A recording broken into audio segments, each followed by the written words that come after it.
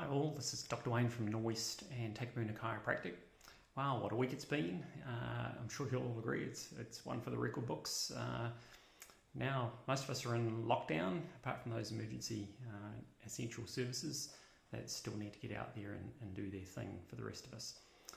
So for those that are essentially stuck at home, some are trying to work, some won't be. But for those that are trying to work, we're looking at ways of helping you become more productive over this time. So certainly things that we can be doing to try and encourage productivity and certainly make it easier for ourselves to work hard but work smart and hopefully minimise health issues, but also keep up progress from our previous chiropractic care. So right now we're going to run you through a few tips that I've come across to keep us productive and have a good time at home. So I've got a few suggestions here, 11 suggestions. So first of all, set yourself up to succeed. Organise your space, ideally have a sit-stand option to keep you moving. So what I tend to find is that when we move away from our current work environment into home-based work, we tend to find that we go there, we sit there, we stay, rather than getting up to communicate with other people. So you need to find a way to get up and get moving around or have a sit-stand desk. I'll take you on a guided tour of the one down in my office, but currently my wife's working from home, so I have no office. So number 2, prepare like you're going to work. So if you normally get up, shower, go through a certain routine, body craves routines. It's really good if we can keep in those routines. So even if you're not getting into the same attire as you normally do, although I would suggest it's probably a good idea if you do get changed into something that puts you into work mindset, but we need to get ourselves into that mindset. So again, create the routines that'll help us to become more productive. Number 3, chunk down your day. Do things in blocks of time. So it's unrealistic to think that you're going to step into your office or wherever your workspace is and just work non-stop all day. So put things into chunks. So certain task-oriented things, so maybe emails for 30 minutes and then moving on to the next task for 30 minutes or an hour. But if we chunk things down, then we can give ourselves little micro breaks, and of course your lovely chiropractor is going to suggest things to do in those micro breaks. Number 4 is make a task list. Goes without saying, if we create a list, we're more likely to get things done. Tick them off. Number 5, turn off your notifications. Again, nothing disrupts us more than a phone that goes bing or Facebook jumping up in our phones. So if we can remove those distractions, again, just organise a time, maybe in those breaks between the chunks, where we can do a quick check-in on those things.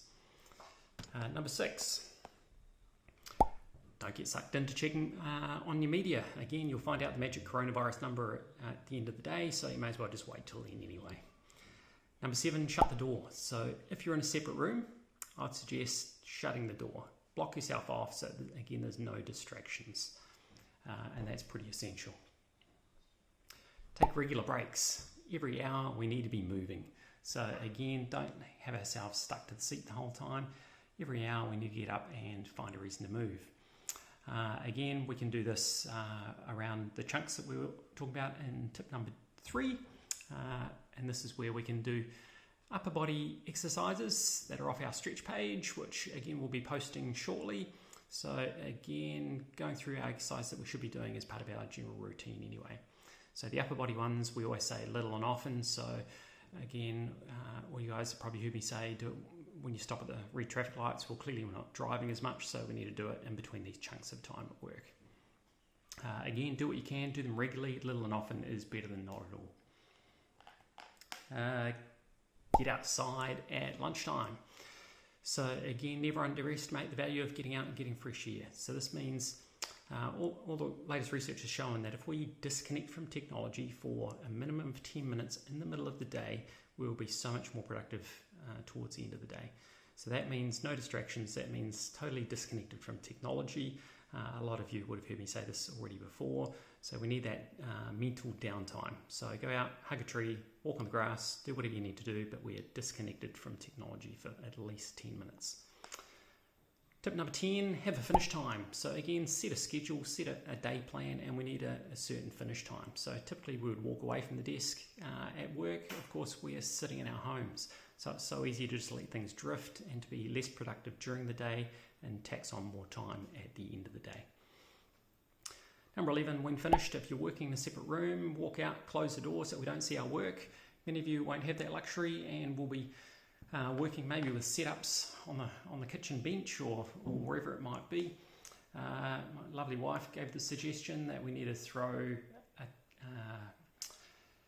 a towel or throw a big blanket over top of, or a sheet over top of the workplace. So again, we stop what we're doing. We're not looking at it throughout the rest of the evening, so we can totally switch off. I think that's really valuable. We need time in work, but we need time to switch off mentally as well so we can cope over the next 4 weeks. So I hope these things are useful to you. Some will be more useful for some than others, but again, work through that list and see what we can change and help you with. If you do need help, make sure you do reach out to us either on our emails or send us a message through Facebook, and we'll be happy to try and help out as best we can. We are still here for you, we're working hard trying to bring you some more content as we go, so that again we can hit the ground running when we're back up and running, hopefully in 4 weeks, but who knows what this world brings at the moment. So look forward to seeing you soon.